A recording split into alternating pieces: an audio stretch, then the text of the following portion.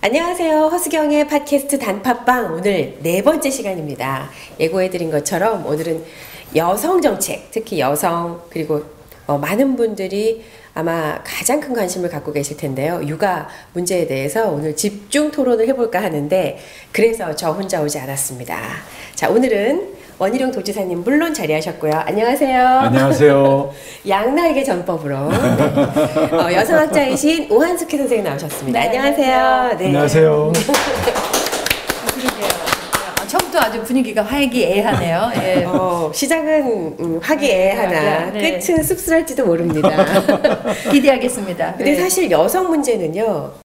지금 대한민국 전체의 여성의 문제이고 남성을 포함한 우리 모두의 문제라는 생각이 듭니다.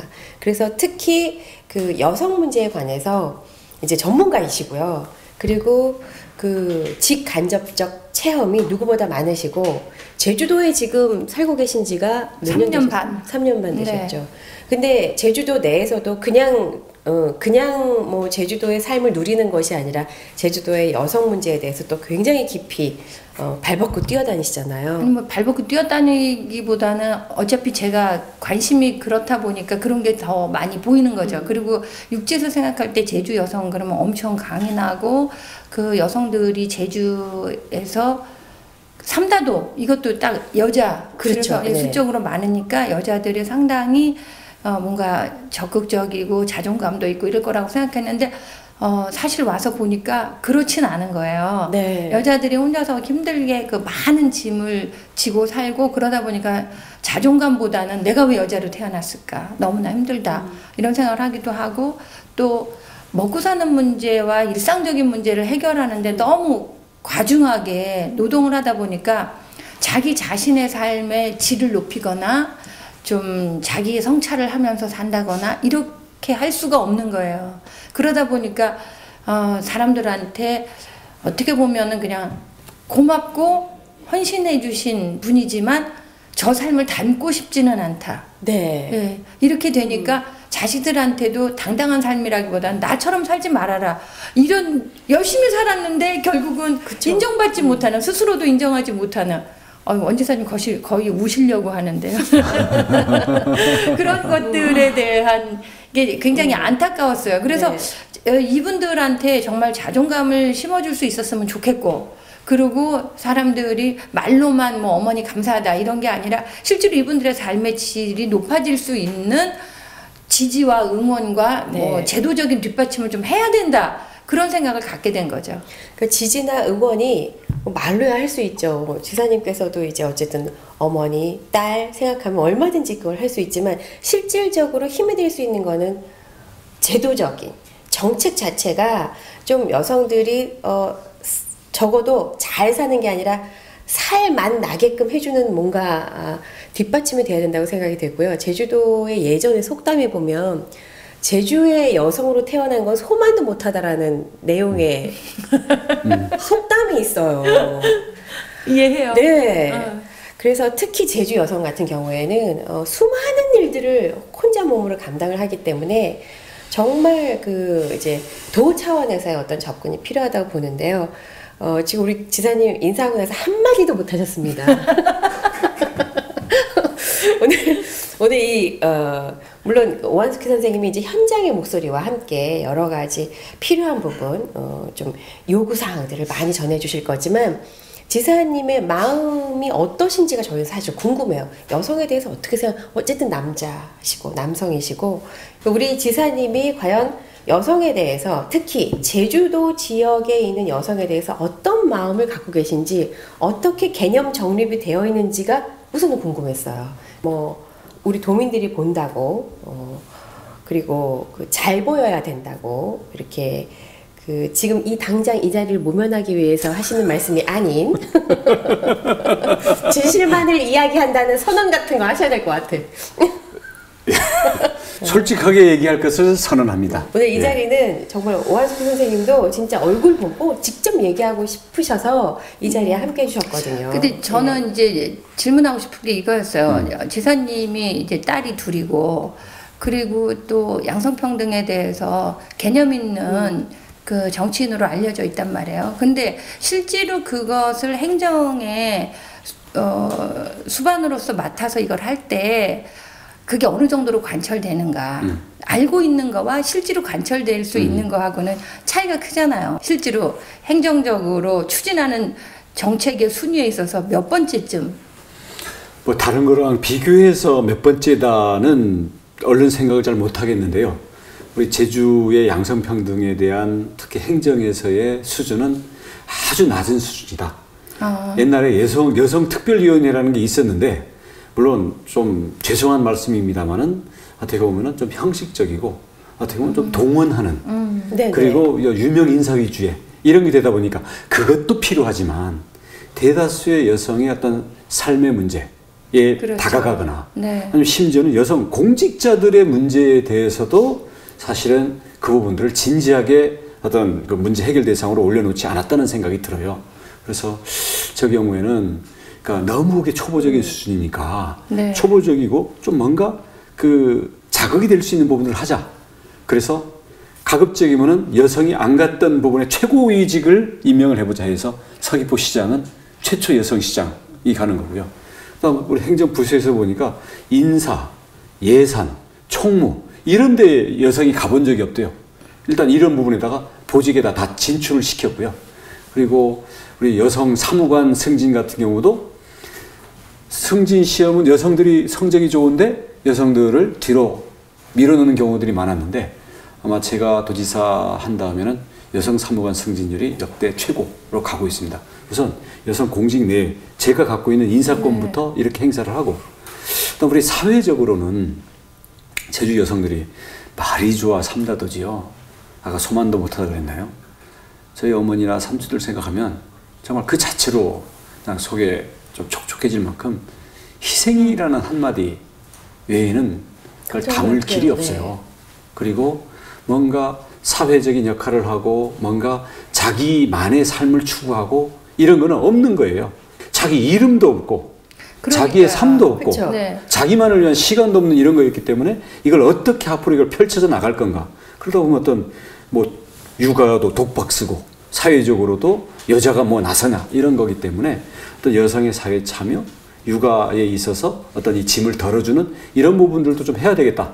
근데 저는 남자잖아요. 네. 네. 그래서 여성들이 좀 제안을 해주라. 그럼 예산이든 제도든 아무튼 우리가 할 수 있는 건 나는 최대한 아무튼 여기에 도우미가 돼볼게. 이렇게 해서 제주처럼이라는 여성 정책을 좀 탄생을 시켰죠. 그 제주처럼이라는 여성 정책도 이제 예. 오늘 시간 내에서 좀 다뤄보기는 할 텐데요. 예. 근데 지금 지사님 말씀 들어보면 여자 제주도에서 한 100년은 사신 듯한 아니, 저희 마음으로 어머니나 삼촌이나 제 여동생들을 생각하면 그거는 뭐 생각해서 나오는 게 아니고 그게 현실이에요. 근데 지금 우리 네. 이제 오한숙 선생님 말씀하신 것처럼 마인드가 그러시다면 제 딸들은 네. 그렇게 안 살았으면 좋겠어요. 그렇죠. 우리도 예. 똑같은 얘기를 한단 예, 말이죠. 예, 예. 근데 그렇다면 지금 말씀하신 것처럼 정책을 세울 때 이제 그 시급하게 먼저 나갈 것들이 있고 조금 뒤로 자꾸 밀리는 게 네. 있을 거 아닙니까? 네. 이제 그런 순위를 본다면 여성 정책의 중요성을 어느 정도 수준으로 보신다는 거죠.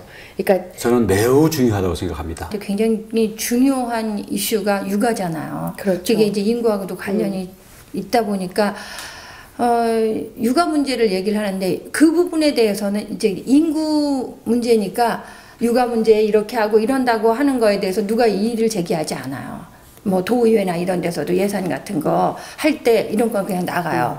그런데 이 양성평등이라고 하는 것이 도민사회에서 전반적으로 의식 수준이 올라가야 된다는 거예요. 그렇죠. 네. 네. 그러자면 이거는 현실적으로 막 보이는 건 아니지만 말하자면 씨를 뿌리는 것 같이 맨 밑바닥에 물을 촉촉하게 주는 것처럼 당장 눈에 보이지는 않지만 계속 물을 줘야 되는 일을 해야 되는 거예요. 그런데 이런 거에 대해서는 별로 예산이 투여되고 있지 않다는 거예요. 제가 미뤄지고 있는 제가 제주에 와서 실제로 저도 그 인재개발원에 가서 성인지 교육 한 꼭지 했어요.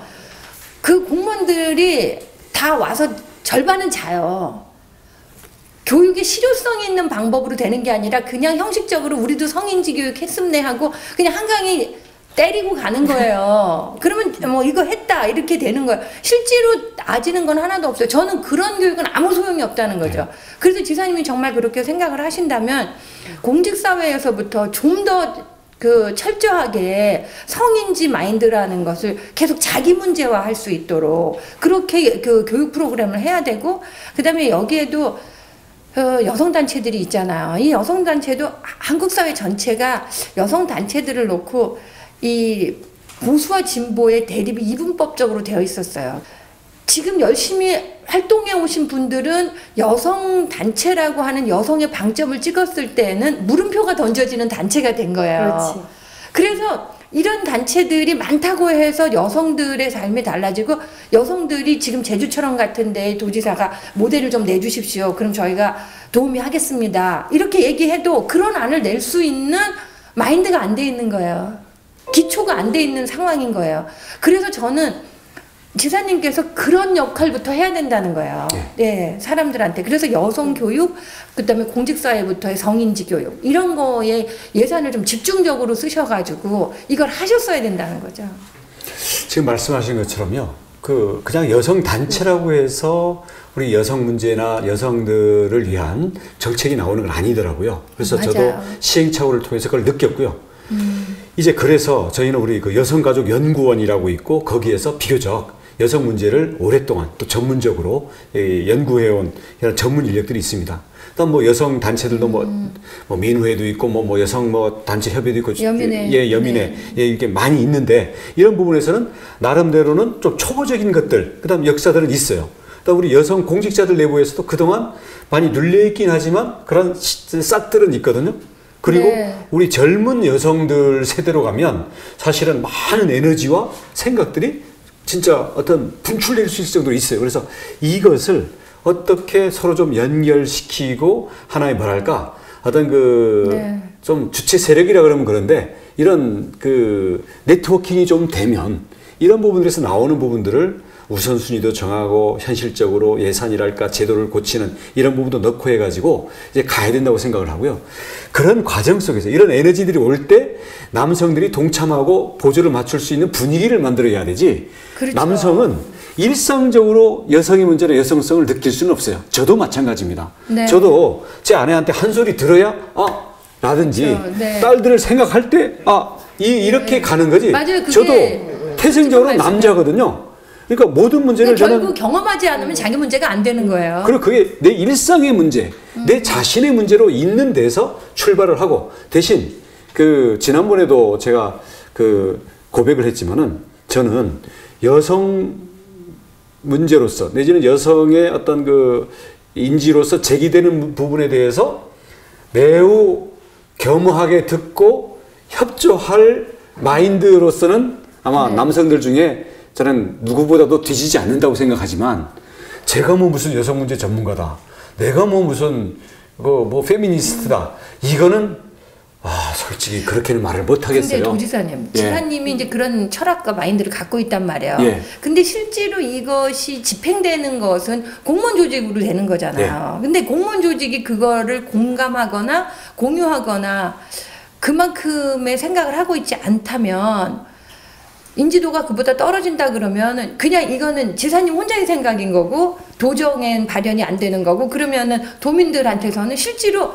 지사님은 말로는 저렇게 했는데 실제로 나한테도 주어지는 거는 아무것도 없다, 이렇게 느끼게 되는 거예요. 그게 문제죠. 그렇죠. 그래서 그 다른 부분도 마찬가지예요. 우리 공무원이라는 이 조직이나 여기 member들은 일반적인 공직 내지는 일반 행정을 위해서 훈련받고 그 시험 봐서 그것만 쌓아온 사람이에요. 여기에 있는 여성 공무원이라고 해서 여성 문제, 여성 이슈에 대해서 이게 없죠. 특화되어 있지가 않죠. 그래서 저희는 뭐 여성 정책 또는 양성평등 정책에 대해서 이 문제만을 전문으로 연구도 해오고, 이런 네트워킹을 누구랑 만나서 누구를 참여시켜서 어떻게 가야 이 일이 실제로 되는지에 대해서 알기도 하고 연결되어 있는 사람들이 행정 내부로 들어와야 된다고 생각합니다. 들어와서 공직사회와 일부 싸우기도 하고, 그 다음 우리 도지사로부터 그중에 상당 부분 권한을 위임받아서 일들을 벌려 나가야 된다고 생각해요. 그래서 그런 게 결국은 우리 행정기구 내지는 여기에서 어떤 여성 문제에 대한 어떤 이 도의 어떤 거버넌스를 어떻게 가져갈 건가, 네. 그 부분에 대한 어떤 이 협력 체계를 어떻게 가져갈 거냐의 문제인데 이런 부분에서 몇 가지 안들이 나와 있는데요. 이 부분을 올해 내로 이것을 개편하려고 생각을 하고 있습니다. 근데 지금 잠깐만요. 그거에 대해서 제 경험을 한마디 하자면 이제 지사님 말씀 이상적으로 좋아요. 바깥에서 그런 문제의 담지자들 그리고 거버넌스 협치할 수 있는 사람이 들어오면 좋은데 실제로 들어가서 일하던 사람들이요. 공무원들하고 일하면서 그 형식주의라 그럴까 영혼 없음 이런 거에 대해서 다 이제 실망하고 좌절하고 떠나는 거예요. 그러니까 그런 것들 그걸 해봤던 사람들이 전부 난 이번에 위원회에 정말 사명감을 갖고 가서 이렇게 됐는데 너무 실망이고 이게 잘 안 돼갖고 답답해라고 얘기하면 사람들이 딱 물어봐요. 너 이번에 처음 들어갔지 위원회? 그렇다 그럼 공무원들과 하는 일에는 영혼을 담지 마. 그럼 너만 상처받아. 이렇게 말이 돌아요. 그럼 누가 협치하러 들어오겠어요? 이 문제를 어떻게 해결할 것인가? 그건 결국 또 그 공직사회를 전체 책임지고 있는 도지사님의 책임이기도 하거든요. 그렇죠. 예. 그러니까 그거를 내부에서 모셔다가 거기다 맡긴다 이런 개념으로는 안 되고요. 거기에 온 부분에 대해서 사실은 도지사의 포괄적인 권한이 함께 가야 되고 함께 풀어야 되겠죠. 그러니까 이거는 조금 성격은 다른데요. 우리가 외부 개방직이라고 해가지고 예를 들어서 IT, 문화, 공무원이 죽었다 깨어나도 안 돼요. 평소에 고민해 본 적도 없고 그런 분야의 사람들하고 해본 적도 없는데 그렇죠. 이걸 협치라고 해서 붙여놓으니까 공무원들은 밖에서 굴러왔는데 얼마나 잘하나 보자. 예. 그렇죠. 그리고 밖에서 온 사람은 나는 진짜 희생해서 와서 열심히 하는데 공무원들이 왜 이렇게 가는 데마다 전부 이 절벽이냐. 이렇게 하다가 나중에는 끝이 안 좋게 서로 헤어져요. 그런 사례가 경험을 하셨군요. 비일비재합니다. 네. 여성 문제뿐만 아니라 모든 분야가 그래요. 이건 관료제 자체의 문제이기도 해요. 그래서 일단 여성 문제로 하면 여성 부분에 대해서 그렇다고 해서 포기할 수는 없잖아요. 그렇죠. 포기하면 안 되는 행정과 거죠. 정치의 어떤 이 권한을 빼놓고 바깥에서 하려면 왜냐하면 자원이 없고 권한이 없는데 어떻게 현실을 변화시킬 수 있겠어요. 그렇죠. 그래서 이런 부분에선 될 수 있는 그런 팀워크와 그럴 수 있는 권한 그리고 그런 것들을 이겨나갈 수 있는 나름대로 굳세고 경험도 있고 풀어나갈 돌파력도 있는 그런 어떤 리더십 내지는 정치력도 필요한 거예요. 근데 맞아요. 그게 필요하다는 건 다 인식을 하지만 실질적으로 보면 저도 이제 어떤 부분 열심히 이렇게 추진을 하다가 결과적으로는 이게 실행되기가 어려운 너무나도 많은 단계를 거쳐서 딱 손을 놓은 경험이 있는데요. 보면 공무원들이 그렇게 난 여러 움직일 수밖에 단계를 없는 거쳐서 성공했는데요라고 할 줄 알았는데 계속 영혼이 이제 반씩 또 반의 반씩 없어지면서 손을 놓는 거지. 그렇게 갈 수밖에 없는 시스템이 있는 거죠. 아주 수동적으로 움직일 수밖에 없는 거죠. 근데 이쪽에서는 막 뭔가 적극적으로 공부를 뭔가 해보신 것 바꾸려고 같아요. 하는 거니까 그 두 의견이 서로 부딪힐 수밖에 없고 그래서 계속 이거는 다람쥐 쳇바퀴 돌듯이 같은 결과가 나올 수밖에 없다고 생각을 해요. 이번에 오늘 방송을 준비하면서 제가 참 심각하게 그러니까 깨달았던 게 하나 있는데요. 저희가 이제 그동안 3편을 해보셨잖아요. 저희 거리에 나가서 이렇게 마이크 대면 정말 그동안에 궁금했던 거 하고 싶은 거 진짜 지사님 직접 들으시냐고 막 얘기를 하세요. 여성 문제만큼은 참 힘들었어요. 왜냐하면 여성들이 실질적으로 도에서 무슨 정책을 펴고 있는지 그리고 나한테 지금 당장 맞닥뜨린 문제 예를 들어서 꼬맹이 아기가 있다면 아이를 육아하는데 내 직장생활 병행하고 여기에 급박하게 필요한 제도 요만큼은 알지만 그 이외의 것들은 뭐가 이루어지고 있는지 잘 모르고 나는 지금 힘드냐 안 힘드냐를 그 부분에 관해서 얘기할 수 있지만 다른 여성들이 힘든지 안 힘든지를 볼 어떤 기회도 없고 그렇죠. 여력도 없는 거예요. 여성에게 맡겨진 임무가 너무 많다 보니까 뭐가 불만이 있어도 가서 항의하거나 그게 한두 단계에서 만약에 커트 되면 더 이상 진행할 수 있는 에너지가 없는 거예요. 그러니까 지금 말씀하신 것처럼 어떤 장치를 두고 막 열심히 정말 불굴의 의지를 가지고 할 수 있는 시스템을 만들어서 한다 해도 실질적으로 그게 필요한 여성들이 지금 다 고갈된 상태, 에너지가. 이렇게 그 통계를 찾아봤어요. 제주도의 여성이 어느 정도의 위치에 와 있나. 근데 심지어 2016년부터는 자세한 통계조차도 없고 2015년도에 제주도의 전반적인 양성평등 수준이 한 반. 그러니까 반 정도는 불만이다 이거죠. 한 50% 정도는 평등하지 않다라고 보는 거예요. 그때 이후에는 통계조차도 별로 없어요. 그러니까 지금 지사님한테 여쭤보고 싶은 게 마음은 이제 좀 알겠어요. 굉장히 뭔가 해보고 싶은, 근데 그게 해보는 게 해드리고 싶은, 남자로서 여성에게 해드리고 싶은 정도의 마인드라는 거를 엿봤는데. 아니, 그건 원론적인 얘기고, 네. 그동안 한 거는, 그래서 그 취임한 첫 해에 아무튼 우리 그 양성평등위원회를 중심으로 해서 자, 뭘 하면 좋겠냐. 네, 저도 그때 양성평등위원으로 위촉받아서 예, 예. 갔는데 이제 제주처럼이라고 하는 모형을 개발을 했어요. 그래서 지금 그거는 사실 나름대로 상당한 평가를 받았고 그 여성신문사에서 심사를 했는데 광역시에서는 광역단체에서는 서울시하고 제주도 같았어요. 근데 네. 바로 그게 제주처럼의 모형에서 이 순으름 육아 그런 거에 비해서 이제 두 가지 문제점이 있다고 저는 본 거예요. 하나는 이게 아시는 분은 너무 잘 알아서 혜택을 받고 있는데 모르시는 분은 전혀 모르고 있다는 사실. 이게 많이 알려져 있지 않다는 맞아요. 사실. 그다음에 두 번째는 이게 반드시 육아 문제에만, 그러니까 다시 말해서 초등학교 입학 전까지거나 아니면 초등학생까지만의 문제가 다가 아니라는 거거든요. 그 이후도 있고, 다시 말해서 여자들과 가족이 맨날 붙어 다니는 이유는 뭐예요? 왜 여성 이꼬르 가족이고 여성 문제 이꼬르 가족 문제겠어요? 그만큼 여자들이 독박 쓰고 있다는 거예요, 가족 문제에 대해서는. 그러니까 이거를 여자들로 하려고 하는 것이 아니라 전체가 같이 나눌 수 있도록, 가정에서는 남자를 포함하고 사회적으로 같이 공유할 수 있도록 이렇게 가야 된다는 거예요. 그리고 조금 더 한마디 하자면 그 안에 어린아이뿐만 아니라 장애, 그 다음에 노인, 이런 사람들의 문제를 어떤 식으로 제주처럼 풀어갈 것인가 하는 걸로 후속 프로그램이 계속 나와줘야 된다는 거죠. 지금 이거는 한 2년 정도 하면서 어느 정도 정착이 됐고, 네. 그리고 많이 이제 퍼져갈 거예요. 이미 37개의 그 프로그램이 돌고 있고 20개의 육아 나눔터가 되어 있어요. 그래서 저희도 현장연합도 가보고 그랬거든요. 근데 그게 이제 더 확산돼야 되고, 여기 이것만이 아니라 장애 문제, 노년의 문제, 이것까지도 이런 식으로 사회가 공유할 수 있도록, 그 짐을 나눠서 지고 공동체적으로 해결될 수 있도록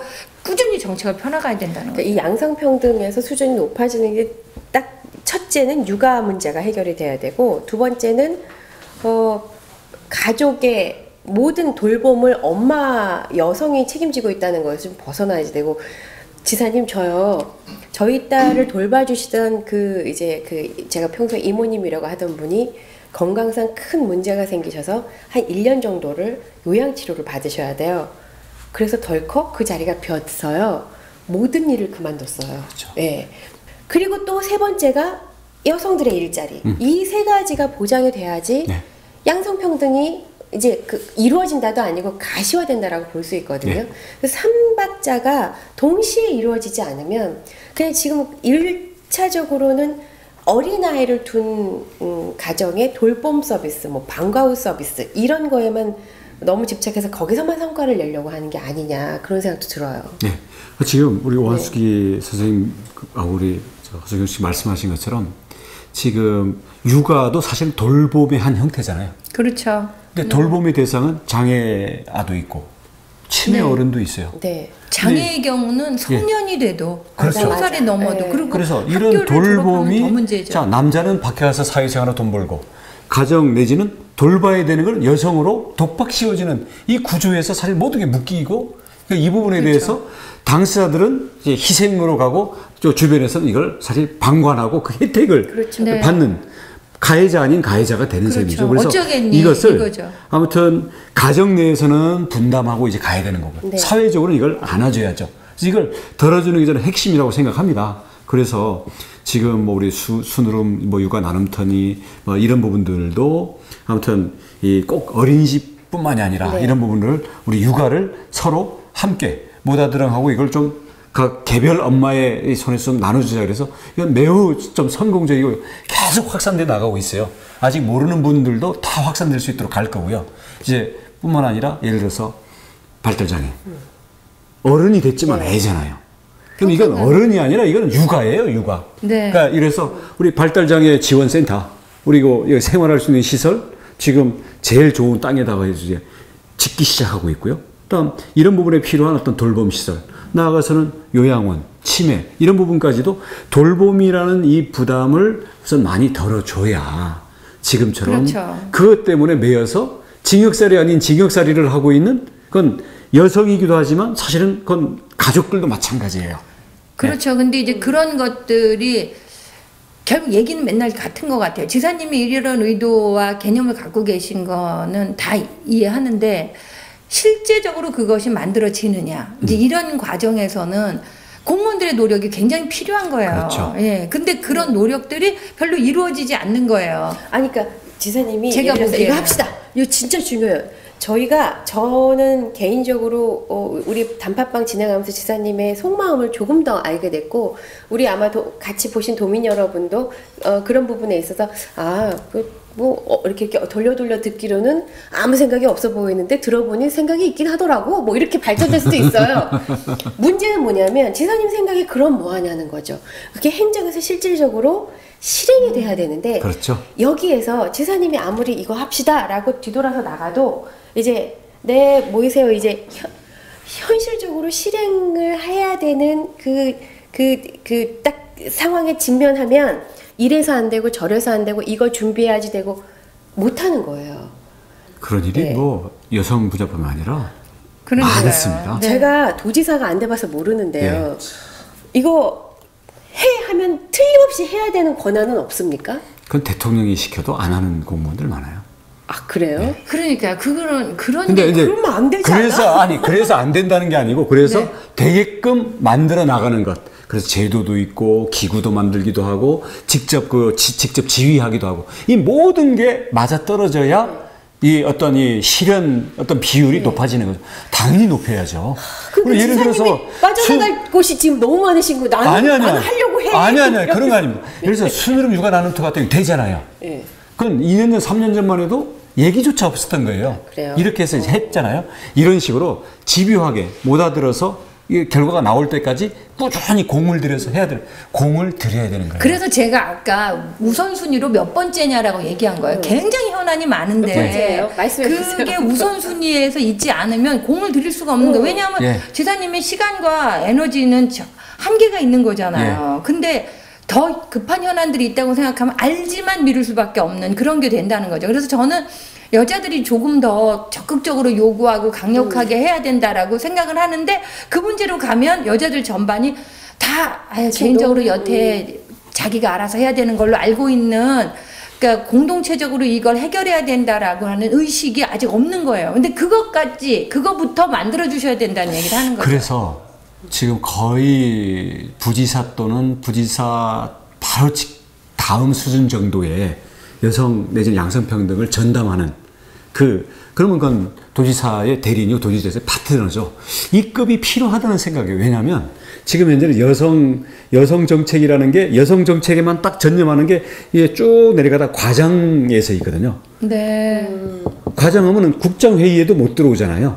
네. 그리고 이 과장도 사실은 많은 여성 일자리, 여성 교육 등등 모든 그런 게 돼 있는 거예요. 그래서 예를 들어서 다른 지자체나든가 다른 외국 사례 보면 이제 그 양성평등 전담관을 가급적 높은 위치로 놓고 이렇게 해요.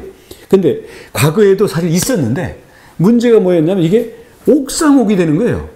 담당관만 있으면 돌아다니면서 각 부서에다가 이거 해라 저거 했는데 부서들에서는 집행 그게 그렇죠. 체계가 없으니까 맞아요. 오히려 이게 혼선을 일으키는 거예요. 그리고 또 담당자가 바뀌면 처음으로 돌아가. 그러니까 네. 그래서 이 부분도 예를 들어 담당관 같으면 보직이 한 3년 내지 5년 정도 네. 갈 수 있는, 그리고 이런 전문성이 확보된 맞아요. 개방직으로 오고 여기에 대한 집행 체계도 붙여주고 여기에 대한 도지사가 부지사급의 권한을 실어서 대신 다 하려고 그러면 안 돼요.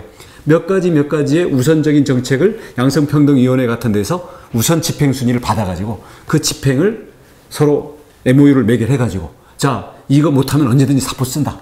그리고 여기에 대해서 가다가 공무원들이 저항하거나 비협조하는 것은 언제든지 부서들의 협치를 모아서 어떤 약간의 강제 수단도 발생할 수 있다. 이런 권한까지 주어지고 일을 해야죠. 맞아요. 그렇게 하면 한 두세 가지는 할 수 있을 거예요. 그리고 그 해당 공무원이 그 공무원 사회에서의 여러 가지 또 벽들이 있기 때문에 예. 그걸 뛰어넘을 수 있는 뭔가 마련을 해줘야 돼요. 할 수 있도록. 예. 예, 두려워하지 않고 그렇죠. 뒷감당할 거 걱정하지 않고 과감하게 자신도 어떤 경우에는 본인은 진짜 하고 싶은데 본인도 가로막힌 게 많아서 도와주지 못하는 경우도 있거든요.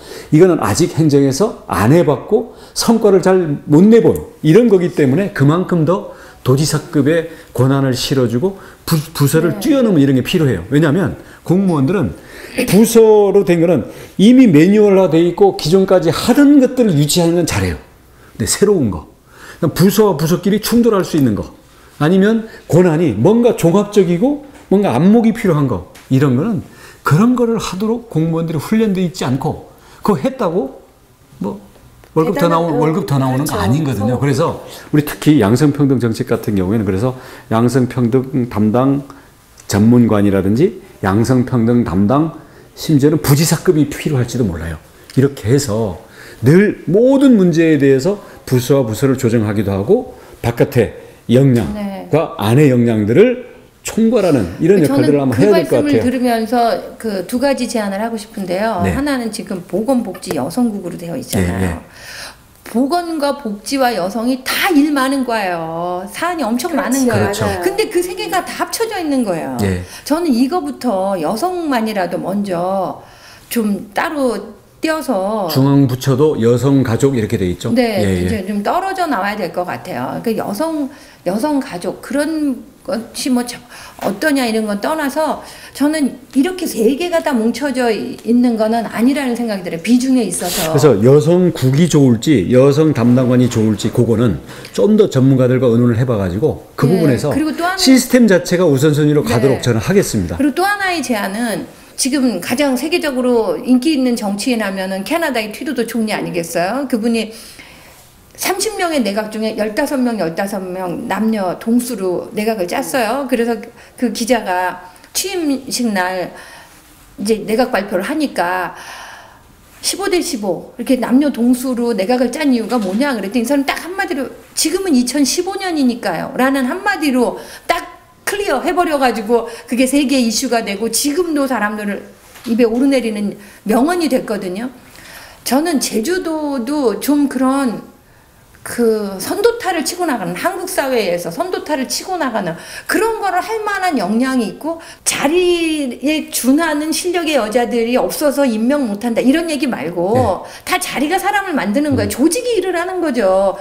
그렇게 생각한다면은 여기 있는 실국장들에서 그 국장급의 남녀 동수로 과감하게 물론 뭐 조직 사회에서 남자들의 뭐 반발도 있고 그럴 거예요. 그러나 그런 것들을 좀 혁신적으로 해나가는 그래서 성과를 낼 수만 있다면 그리고 그런 자리에 이제 간 사람들은 아마 굉장히 더 열심히 할 수밖에 없을 거예요. 그리고 여기서 가장 중요한 것은 그 성인지 감수성, 양성평등적인 마인드를 갖고 있는가 그것을 할 때 인사고과라든지 이런 거에 영향을 준다든지 이렇게 되면 이게 공직사회부터 분위기가 바뀌게 될 거고 그러면은 사람들이 체감하는 것들도 많이 달라질 거예요. 어우 달라졌어. 뭐 이렇게 얘기할 거 아니겠어요? 저는 좀 도지사께서 좀 과감한 속 시원한 좀 화끈한 뭘 좀 해주셨으면 좋겠다는 생각을 갖는 아니 거예요. 대중교통이나 쓰레기 문제는 그 딱 직설법으로 얘기해서 수많은 욕을 바가지로 먹으면서도 추진하셨잖아요. 좀 그런 강단이 여성 정책에도 있었으면 하는 바람이 들고요. 할게요. 우리 자문을 각서받을까 각서? 자문을 좀 부탁합니다. 네. 예. 그리고 또 하나는 지금 이제 가장 지금 급박하고 가장 만족도가 높은 것이 역시 육아, 돌봄 문제란 말이죠. 그럼 거기서부터 출발을 한다 쳤을 때 발전시킬 수 있는 정책은 뭘 대기시키고 계신지 궁금합니다.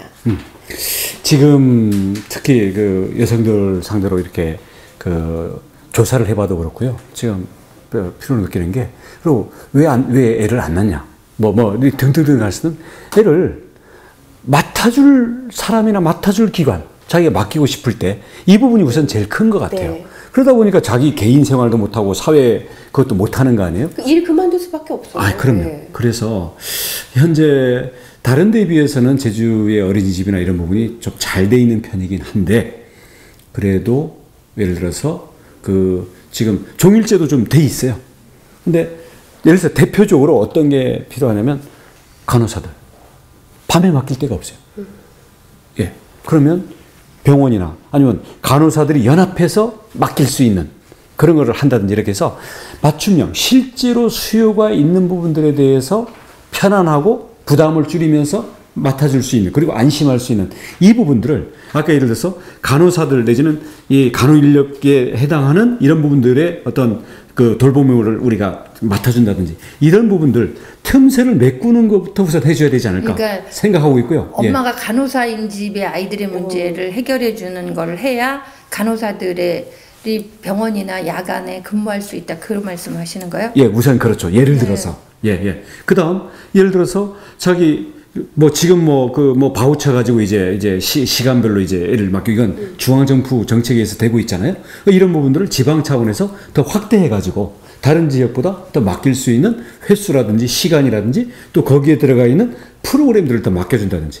예를 들어서 지금 종일제 같은 경우도 문제가 보니까 종일제들을 하고 있는데 다른 애들이 예를 들어서 4시에 집에 가고 종일제 애 하나가 7시까지 덩그러니 남아있으니까 애는 혼자 있는 상태. 혼자 애만 불쌍한 거예요. 그러면 이거를 도대체 엄마나 이건 못 맡기는 거죠. 그래서 이런 부분들을 어떻게 보완을 할 건가. 결국 이게 지역사회 공동체를 되살리는 거예요. 예. 복지라는 게. 맞아. 근데 제주는 공동체 정서가 비교적 많이 남아있어요. 네. 그런 네. 뿌리가 지역마다 동네마다 이런 게 있잖아요. 같은 올레를 쓰는 사람들끼리 이런 게 있기 때문에 저는 이 전통이 아직 많이 남아있는 여기서 정말 토착적인 그런 육아 모델, 복지 모델을 만들어낼 수 있다는 거예요. 네. 근데 또 한 가지 모든 게 제주시와 그리고 약간의 서귀포시 이 중심으로 되어 있어요. 제가 여기 순으름 육아에서도 그 20개의 육아 나눔터와 37개의 프로그램의 분포도를 보니까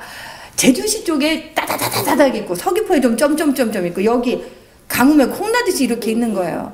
이런 문제를 관심을 갖고 이걸 균형 있게 읍면 지역에 네, 그죠? 이걸 예. 배포해야 되는데 그렇게 하자면 여기 사람이 없어서가 아니거든요. 실제로 어느 초등학교에서 우리 학교에 많이 온다고 하면 집을 제공하겠다 그랬더니 지금 분교가 본교가 되고 육지에서까지 사람들이 오고 그랬거든요. 이런 것처럼 저는 어떤 식의 프로그램을 해주느냐에 따라서 사람들이 모이고 흩어지고가 결정된다는 네. 거예요. 그러니까 이런 거 만들어놨으니까 알아서 찾아 먹을 사람들은 찾아서 드세요가 아니라 애들 취약통지서 나오는 것처럼 이 행정이라는 것이 모세혈관이잖아요. 읍면동에서 이번에 이 집에 뭐 몇 살 될 애들이 있다. 그럼 그쪽에다가 지금 도에서 이런 거를 하는 프로그램이 있는데요. 여기 이렇게 해서 몇 집 이렇게 하시면 뭘 해드릴 수가 있어요. 한번 그거 생각해 보시겠어요? 그리고 이제 장소 같은 거는 육아 나눔터 같은 경우에는 뭐 어느 교회가 있는데 그 교회가 낮에 많이 비어요.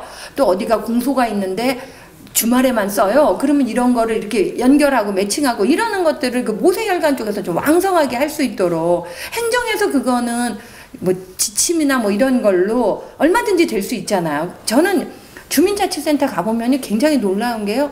사람들이 너무 친절해요. 그리고 그 괜당 문화 있잖아요. 서로 다 아는 사람들이고 그러니까 굉장히 잘해줘요. 근데 컨텐츠가 빠져있는 거예요. 뭘 해줘야 되는지를 모르는 거예요. 그런 아주 세부적인 정교한 지침을 행정에서 내줄 때 그것이 행정 서비스가 되는 거고 사람들이 그럴 때 도가 달라졌죠? 이렇게 얘기가 나오는 거예요. 근데 여쭤보면 모두 하고 있고 모두 하고 이렇게 하고 있습니다. 그런데 저쪽에서는 말하자면은 생산은 됐는데 유통이 안 되고 있는 거죠. 그렇죠.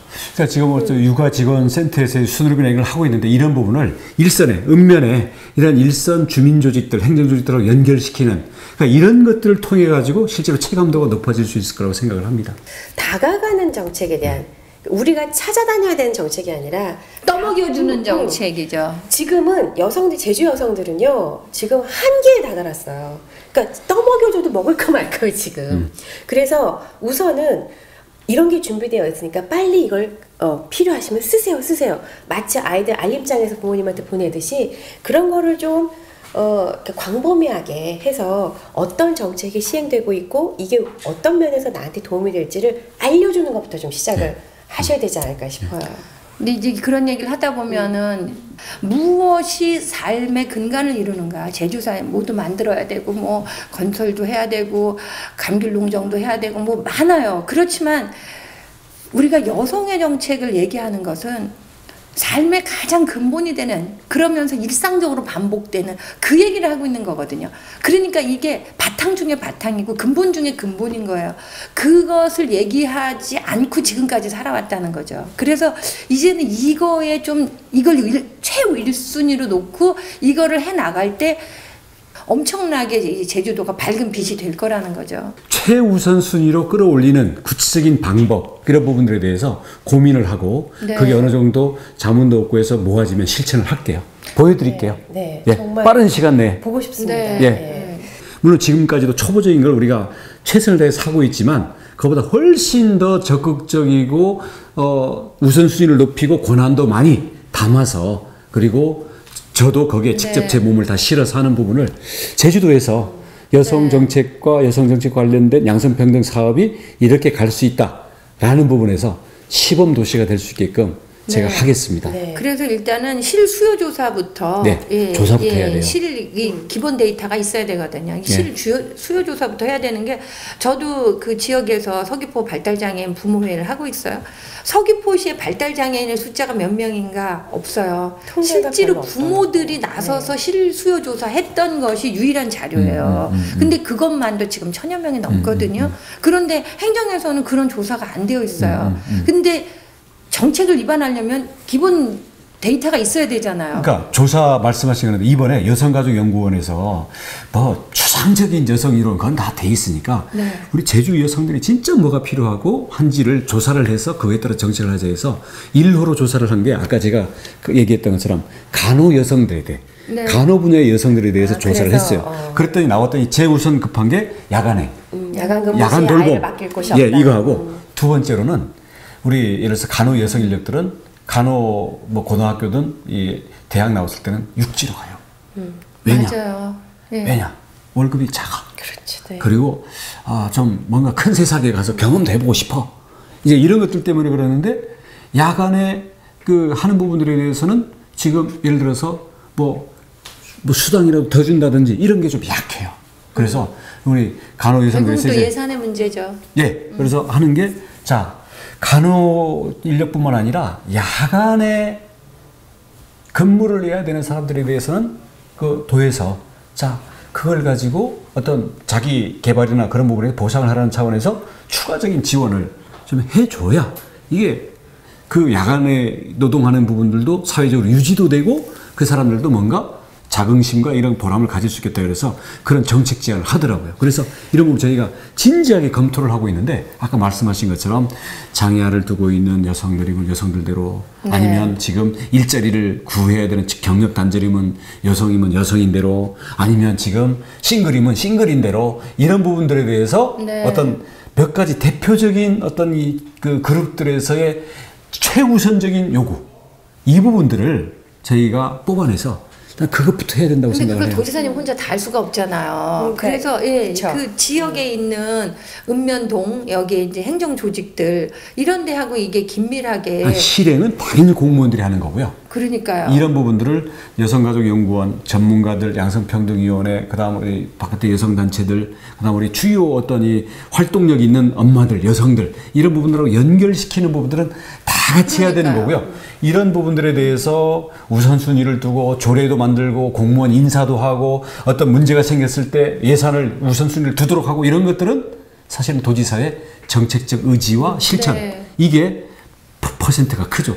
아무리 해도 도지사가 말로만 하고 그냥 돌아서면 관심이 없으면 갈 수가 없어요. 그래서 저도 제일 그 관건이 도지사의 행정 철학 이런 도정 철학이 일선 공무원들, 현장 공무원들한테 어떻게 관철될 것인가 그게 굉장히 관심사예요. 그렇죠. 예, 그걸 구축해내는 것이 도지사님이 하셔야 될 굉장히 중요한 숙제 그래서 같아요. 제가 한다면 도지사도 그 부분에 대한 우선순위를 전체적으로 선언도 하고 그거에 따라서 앞으로 행정이 어떻게 간다라는 것들을 선언도 하고 조례에도 담고 해야 될 거고요. 기구를 만드는 것 자체가 선언이 될 수도 있죠. 그다음 거기에 따라서 기구를 만드는데 예를 들어서 이게 여성국이 되든 뭐 담당관이 됐든 하면 여기가 어떤 식으로 일을 할지에 대해서 체제를 짜고 여기에 대해서 특히 여성 공직자들 중에서도 자, 이 부분을 가지고 확고하게 자기가 성과를 내고 이걸 가지고 평가를 받겠다는 별동대들이 있어야 돼요.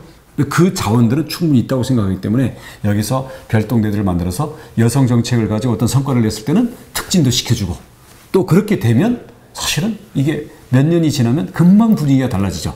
그리고 이게 일선에서도 예를 들어서 읍면동 갈 때는 이 여성 부분에 대해서 모든 정책을 여성이라는 양성평등이라는 관점에서 챙기고 이 부분을 취합할 수 있는 이런 뭔가 일선에서의 손발, 그래서 일선에서의 어떤 뭐랄까요, 선발부대 이런 것들이 있어야 되겠죠. 그러니까 이런 부분까지도 그러니까 여성국을 만들다면 이런 것까지 돼야 되는 거지 국장 하나가 여성이었다고 해서 이 문제가 풀리는 건 네, 아닌 거죠. 네. 시스템이. 네. 이 어떻게 보면 저 톱에서부터 또 도지사에서부터 제가 뭐 여성으로 전환할 수는 없으니까 아무튼 그 권한을 함께 할 수 있는 어떤 이 톱에서부터 일선의 전달 조직까지 이게 여성이란 걸로 이게 체제가 짜여져 있어야 돼요. 도지사님의 이 얘기를 잘 녹음해가지고 지금 모든 찍었어요, 지자체 사람들하고 좀 공유해서 이렇게 그리고 그런 안들을 지자체들마다 이렇게 내고 그거를 증거 자료가 너무 있는 그거를 거지. 제주도가 다른 데 뒤지지 않게 오늘 또 말씀하면서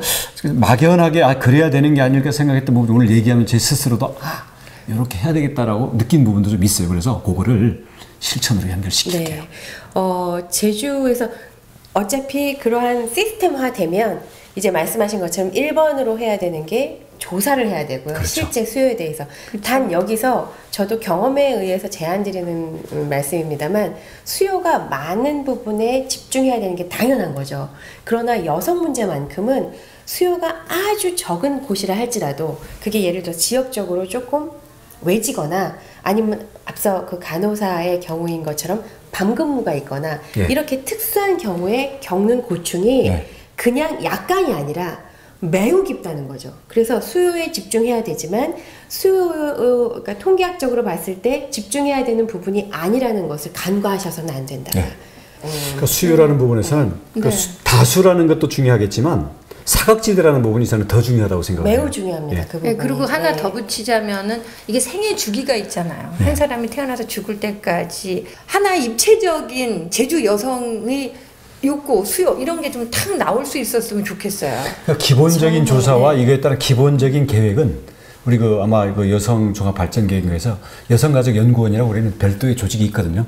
그래서 네. 이 부분이 일단 그걸 하고 있습니다. 그것을 이제 일반적인 조사 총론건 됐고 이제 구체적인 분야로 들어가서 깊이 구체적인 걸로 들어가야 되거든요. 그 1호가 간호 부분이었는데 두 번째가 예를 들어서 장애아를 둔 걸로 간다든지 세 번째가 예를 들어서 읍면 지역에 뭘 하는지 아니면 여성 부분에서도 다른 여성들은 누리고 있는 부분이 안 되고 있는 사각지대부터 발굴을 한다든지 뭔가 이런 것도 그 조사에 대해서도 뭔가 계획을 세워가지고 진행을 네, 해야 될 거라고 그렇죠. 생각합니다. 첫 번째 그 조사가 잘 되어야 1년에 한 정책도 문제씩 잘 해가지고는 이게 너무 약하니까. 동시에 하고 네, 저는 그 좀- 조사는 구체적인 정책을 뽑아내기 위한 조사입니다. 통계를 위한 조사가 아니라요. 그렇죠. 그래서 어떤 정책에 아주 구체적인 정책을 세워서 집행하기 위한 조사 네. 여기 박차를 가해야 되겠네요. 그거하고도 또 연결될 수 있는 건데 저는 오늘 꼭 이 말씀 드리고 싶었던 게 그 미투 운동이 전국적으로 지금 예. 확산되고 있잖아요. 저는 제주 사회도 자유로울 수 없다고 생각해요. 지금 벌써 제주대학교 네. 예 시끄럽습니다. 그렇죠. 네, 네. 그렇기 때문에 저는 일단은 이런 분위기를 우리 사회가 이런 진통을 겪으면서 이게 성장통이잖아요. 결국 당연하죠. 민주주의로 가는.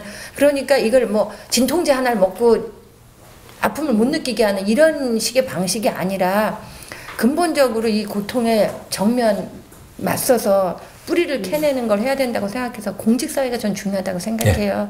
그래서 공직사회에서만이라도 이 문제에 대해서 뭐 전수조사 같은 거를 좀 하시고 그리고 피해자들을 보호할 수 있는 그런 안이 좀 빨리 나왔으면 좋겠다는 그래서 생각을 하는데 하신다고 오늘 아침에 그러니까 그 한 게 네. 여성가족연구원 우리 여성국 그다음 우리 양성평등위원회 네. 이 주축이 돼서 우선 전수조사가 필요하고요. 네, 그다음 공직사회, 말씀하신 것처럼 보호 네. 필요하고요. 상담도 필요하고요. 그다음 여기에 따르는 어떤 예를 들어서 귀찮아서 안 한다라든지 아니면 여기서 나오는 뭐 2차 피해 이런 것 때문에 하는 이런 부분들에 대한 어떤 이 절차적인 모든 지원을 할 수 있는 이 부분을 아무튼 이 세계 기관이 주축이 돼서 네. 연구를 하고 제안을 하면 저랑 아무튼 핵심 부서랑 같이 이 의논을 해서 그건 결론만 나면 바로 할 수 있는 거니까 그렇게 하기로. 근데 사실 공직사회에서 반발이 있을 수도 있거든요.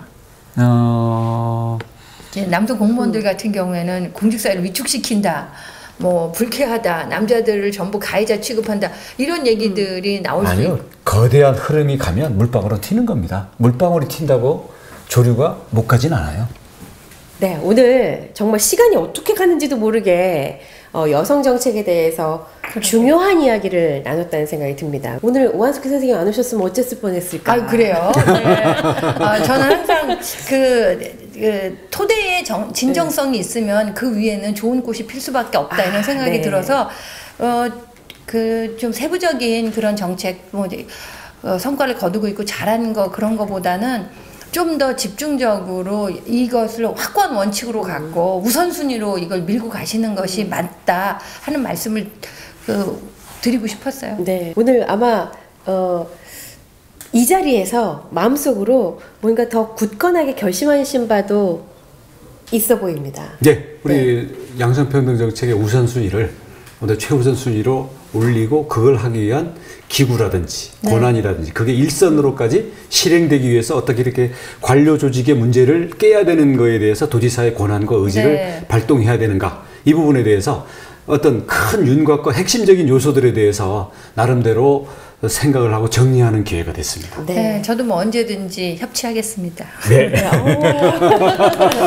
자, 오늘 우리 제주 여성의 목소리를 마지막으로 들려드리면서 인사를 나눌까 합니다. 도민의 목소리를 직접 들려드릴 거예요. 네. 듣고 가시고요. 네. 네. 숙제를 남기면서 오늘 인사 나누도록 하겠습니다. 오늘 오한숙 선생님 너무 고생하셨고요. 감사합니다. 네. 감사합니다. 고맙습니다. 20대 여성입니다. 최근 맞벌이 부부가 늘어가면서 아이들을 유치원이나 어린이집에 맡기는 경우가 많이 늘고 있는데요. 법적으로 아이들을 7시나 8시까지 맡길 수 있다고 하지만 실질적으로 아이들을 보통 퇴원시키는 시간이 퇴근 시간 이전인 4시, 5시여서 맞벌이 근무를 하는 여성들이 아이를 육아하는 데 많은 어려움을 겪고 있다고 합니다. 그래서 혹시 제주도에서 도지사님이 맞벌이 부부, 특히 여성을 위한 육아 정책을 구상한 것이 있다면 어떤 것이 있는지 말씀해 주시면 감사하겠습니다. 안녕하십니까. 저는 제주대학교에 재학 중인 학생입니다. 최근 제 또래의 여성 관광객이 제주 올레길에서 또는 도내에 있는 그 게스트하우스에서 불의의 사고를 당했다고 들었습니다. 이러한 상황 속에서 저는 제주에 찾아오는 여성 관광객의 안전을 위한 정책으로서 여성 안전 지킴이라는 의견을 내놓고 싶은데요. 도지사님께서는 어떻게 생각하시나요? 네, 이제 다음 주 예고를 해드리겠습니다. 다음 주에는 오늘 여성 정책에 관한 이야기를 했다면 다음 주는 청년 정책에 대해서 이야기를 나눠보겠습니다. 나는 비록 나이는 청년이 아니나 마음은 청년입니다 하는 분들 안 됩니다. 젊은이들이 정말 그 청년의 그 시대에 누릴 수 있는 행복감, 일자리, 어떤 정책들을 마련하고 있는지 앞으로 기대해도 될런지 다음 주에 귀 기울여 주시기 바랍니다. 다음 주에도 많은 시청 바랄게요. 감사합니다.